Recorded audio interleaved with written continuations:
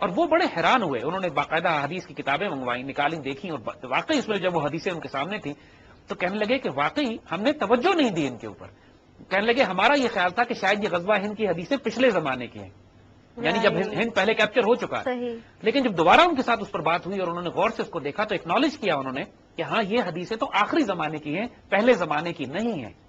اور دیکھیے اگر یہ بات مسلمانوں میں واضح کر دی جائے کہ غزوہ ہند ہونا ہے اور اس میں شرکت ایمان کا حصہ ہے اور اس کے شہداء افضل الشہداء ہیں،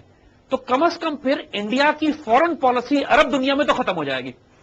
کیونکہ مسلمانوں کو جب یہ پتہ لگے گا کہ انڈیا کو فتح کرنے میں اجر ہے، اس سے تجارت کرنے میں اجر نہیں ہے. رائٹ. حضور صلی اللہ علیہ وسلم نے جو حدیثیں فرمائی ہیں اب اس کے خلاف جائیں گے تو you will go against the tied of destiny and history. آپ تاریخ کی اور تقدیر کے خلاف جا رہے ہوں گے. کیونکہ اگر یہ کہہ دی گئی ہے یہ بات کہ مسلمانوں نے عروج حاصل کرنا ہے اور آپ مسلمانوں کے عروج کی راہ میں رکاوٹ بنیں گے پیس ڈیلز کر کے، امن معاہدے کر کے، یا تجارت کر کے، یا انڈینز کو ٹرانزٹ روٹ دے کے کہ واگا سے لے کے افغانستان تک ہی جا کر پاکستان کی پشت میں خنجر دیں، تو پھر آپ اللہ تعالیٰ اور تاریخ کے غلط رخ پہ چلے جائیں گے. You will be amongst those categories جن کو اللہ تبدیل کر دے گا یا بدل دے گا. تو اسی طرح نعمت اللہ شاہ ولی نے آئندہ آنے والے دور میں جو پریڈکشنز، یا ان کو ہم پریڈکشنز اس لیے نہیں کہیں گے کہ یہ مشاہدات ہیں ان کے، یہ ان کے ایکسپیرینسز ہیں، یہ ان کو ویژنز ہیں جو ان کو دکھائے گئے ہیں. اور یہ کچھ ستاروں کا علم نہیں ہے جو وہ نعوذ باللہ وہ ستاروں کے سے دیکھ کے بات کر رہے ہیں، یہ انسپریشنز ہیں. اور فقراء میں اور اللہ کے ولیوں میں، اللہ کے بندوں میں جو کہ صاحب نظر صاحب بصیرت لوگ ہیں، جیسے ہم نے کہا، اس باتوں کی بڑی اہمیت دی جاتی ہے. اور آج جب اس کو آج کی جیو پالیٹکس پہ آپ میپ کرتے ہیں تو to be honest we are also fascinated کہ ایگزیکٹلی پاکستان کے اطراف میں جو فورس ریپوزیشننگ ہو رہی ہے فورسز کی، جو پاور بلاکس بن رہے ہیں، جو کلیکٹو سیکورٹی ارینجمنٹ بلڈ کیے جا رہے ہیں، سب ایگزیکٹلی اسی طرف جا رہے ہیں. اور یہ باتیں، یہ ڈاکومنٹس سینکڑوں سال پرانی کتابوں میں لکھی ہوئی ہیں.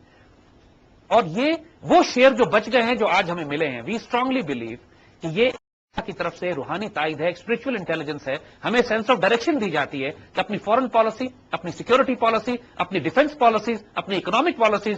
ان سارے ایشوز پر بلڈ کرو.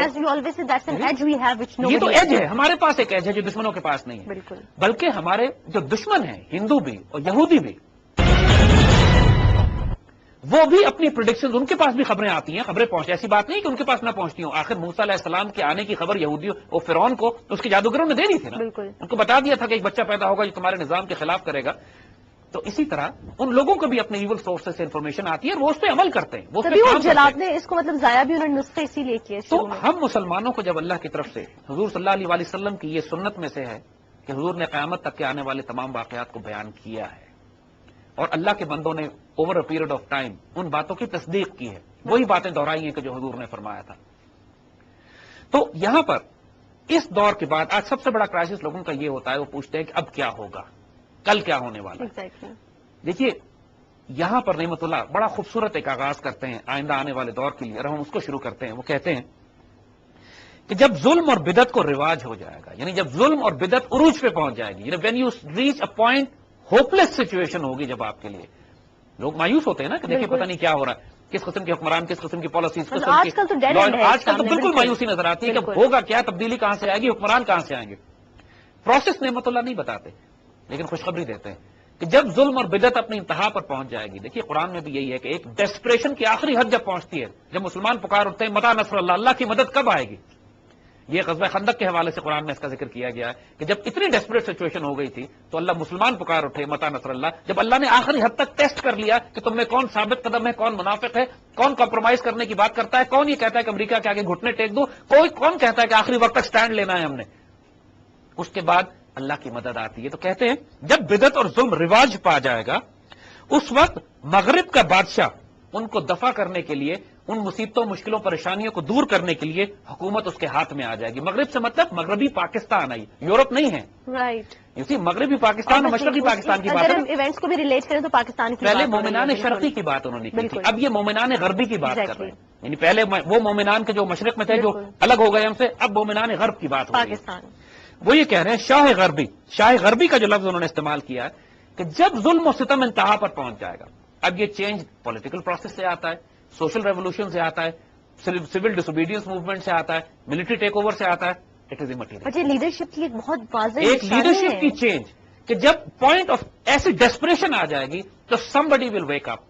and nation will get together, they will make them as leader. اور وہ اس کرائسس میں تاریخ اس بات کی گواہی دیتی ہے کہ جب ڈیسپریشن کی آخری حد ہو جاتی ہے تو جو آدمی اس وقت سٹینڈ لے رہا ہوتا ہے, دا ون ہو اسٹینڈنگ, جب خلافت عثمانیہ ٹوٹ گئی اور پورے ترکی کے وجود کو خطرہ پڑ گیا, the person who stood up, اس زمانے میں جس کی بہادری کے بڑے چرچے مشہور ہو گئے ترکی میں, غلط یا صحیح, مصطفیٰ کمال اتاتورک تھا. اور ترکش قوم نے اس ڈیسپریشن میں اسی سے کہا کہ آپ سامنے آ جائیے and you take charge of the situation. اسی طرح جو نعمت اللہ کہتے ہیں کہ اس ڈیسپریٹ سچویشن میں پاکستان کی اللہ کا کوئی ولی, کوئی درویش, کوئی ایک ایسا جلیل القدر بندہ مومن, اختیار اور طاقت اور اقتدار اس کے ہاتھ میں آ جائے گا, وہ he'll take charge and he'll take command. یعنی پہلی خوشخبری تو یہ ہے کہ مایوس مت ہوئیے, ایک نئی لیڈرشپ اللہ کی طرف سے ایک آزمائش کے بعد آئے گی. جب بہت سخت آزمائش میں ہوگی تو آزمائش سے گھبرانا نہیں ہے, ہولڈ یور گراؤنڈ, کیونکہ اللہ تعالیٰ نے آئندہ آنے والے لیکن امید انہوں نے دے دیا, کیونکہ سب سے کامن کوشچن ہے یہ لیڈرشپ کہاں سے آئے گی لیڈرشپ. لیکن اس ساری چیز کو اچیو کرنے کے لیے آپ کو اسٹریٹجی بنانی ہے, ہاتھ پہ ہاتھ رکھ کے نہیں بیٹھنا کہ سب کوئی لیڈرشپ کہیں سے آ جائے گی. No, you will have to create an environment. آپ کو اسی طرح اپنی اسٹریٹجی بنانی ہے, ٹیکٹکس بنانی ہے, پالیسی بنانی ہے, انفارمیشن اور پروپیگنڈا, سائیکولوجیکل وارفیئر پہ کام کرنا ہے, پاکستان کے خلاف جو دشمن حملے کر رہے ہیں ان کا مقابلہ کرنا ہے. یہ وقت آزمائش کے ہوتے ہیں, یہ ہاتھ پہ ہاتھ رکھنے کے نہیں ہوتے. بہت سے لوگ ہیں جو اس وقت پاکستان کو توڑنے کی بات کر رہے ہیں, بہت سے لوگ ہیں جو ہاتھ پہ ہاتھ رکھ کے بیٹھے یہ دیکھ رہے ہیں کہ حالات آس پاس کیسے ہو رہے ہیں, ہم کیا کر سکتے ہیں, اور بہت سے لوگ ہیں جو اس وقت ری گروپ کر کے مزاحمت کر رہے ہیں, ریزسٹ کر رہے ہیں, پاکستان کو عروج پہ لے جانے کی کوشش کر رہے ہیں. اس کیٹیگری میں شامل آپ کو ہونا ہے, کیونکہ آئندہ آنے والے دور میں اللہ تعالیٰ نے جن سے کام لینا ہے یہ وہی لوگ ہوں گے کہ جو پاکستان کے دفاع کے لیے اپنا سب کچھ قربان کرنے پہ تیار ہوں گے. آج ہمارے سولجرز, ہمارے سپاہی جو فرنٹ لائنز پہ لڑ رہے ہیں, ہمارے وہ پیٹریوٹک ایلیمنٹ جو ان کی مدد کر رہے ہیں, جو ریفیوجیز کی مدد کر رہے ہیں, جو روپیہ پیسہ بھیج رہے ہیں اپنے مسلمان بھائیوں کی مدد کرنے کے لیے جو گھروں سے نکالے گئے, یہ سب ایک ہی گروہ کے لوگ ہیں کہ جو پاکستان سے محبت کرنے والے ہیں, پاکستان کو بچانا چاہ رہے ہیں. پھر نعمت اللہ کہتے ہیں بر مومنان غربی شد فضل حق حویدہ. عجیب غیر معمولی شعر ہے یہ کہ مغرب کے مسلمانوں پر اللہ کا فضل ظاہر ہونا شروع ہو جائے گا. Right, fascinating. آیت بدست عیشاں مردانے ساتانہ, کہ مغرب کے مسلمانوں پر ایسی لیڈرشپ آ جائے گی, ایسے لوگ مل جائیں گے, ایسی کیبنٹ آ جائے گی, ایسے منسٹرز آ جائیں گے کہ جو کام چلانے والے لوگ ہوں گے, جو کام کرنے والے لوگ ہوں گے, ڈیئرنگ لوگ ہوں گے, ہو ول ڈیلیور. پہلے لیڈرشپ کی بات کی, نیشن ول فالو دیم. پہلے لیڈرشپ کی بات کی, بالکل. ایک لیڈر آئے گا اور اس کی برکت سے ایک ایسی ٹیم آ جائے گی اس کے پاس کام کرنے والوں کی, اور یہ اللہ کے خاص فضل سے ہوگا. بر مومنان غربی شد فضل حق حویدہ, ان پر ہو جائے گا اللہ کا فضل واضح نظر آنے لگے گا. اگین اے فیسنیٹنگ بشارت کہ ایک خوبصورت ٹیم ایسے پیٹریوٹک ایلیمنٹس کی تھی کہ پاکستان میں ایسے محبت کرنے والے لوگ ختم تو نہیں ہو گئے نا, کمی نہیں ہے. لیکن ہمارے ہاں یہ پولیٹیکل پروسیس اس طرح ہے کہ چونکہ یہ سیاسی جماعتیں کلٹس ہیں, یہ سیاسی جماعتوں میں نہ اپنا کوئی الیکشن ہے نہ کوئی جمہوریت ہے, خاندانی فیفڈمز بنائے ہوئے ہیں, فیوڈلسٹک اپروچ, اپنی فیوڈلز ہے ہر سیاسی جماعت, چاہے وہ مذہبی ہو یا سیاسی ہو. تو حال یہ ہے کہ کوئی شریف آدمی اس میں داخل ہوتا بھی ہے جب تک وہ حکمرانوں جو اس پارٹی کا لیڈر ہوتا ہے اس کے آگے اپنی عزت نفس کا سودا نہ کرے, اس کو اوپر اٹھنے نہیں دیے. بالکل.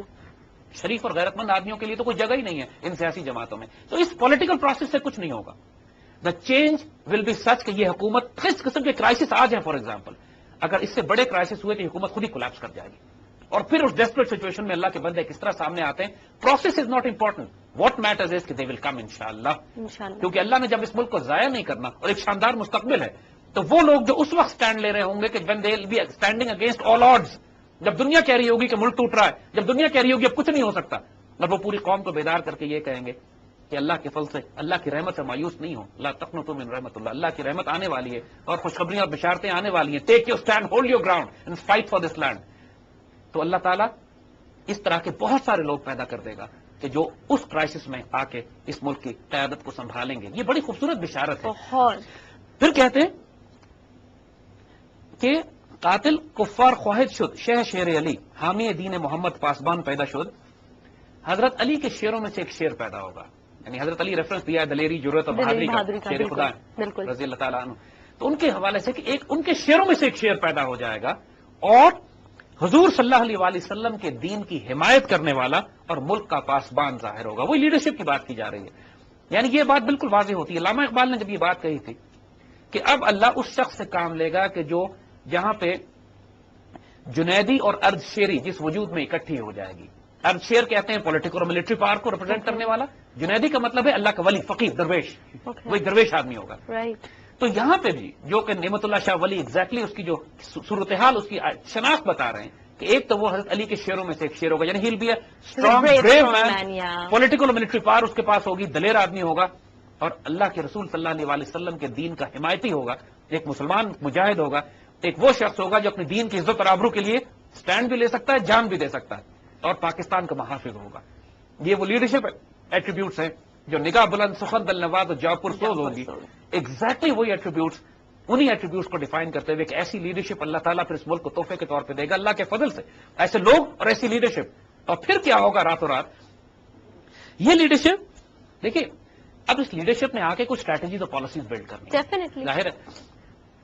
اور کامن سینس بھی یہ کہتی ہے، اور اس بات کو بڑا اسٹرانگلی تمام پیٹریوٹک پاکستانی بھی پروموٹ کرتے ہیں کہ پاکستان کو اب اپنے ریجن کے ملٹری الائنسز میں شامل ہو جانا چاہیے۔ ہمیں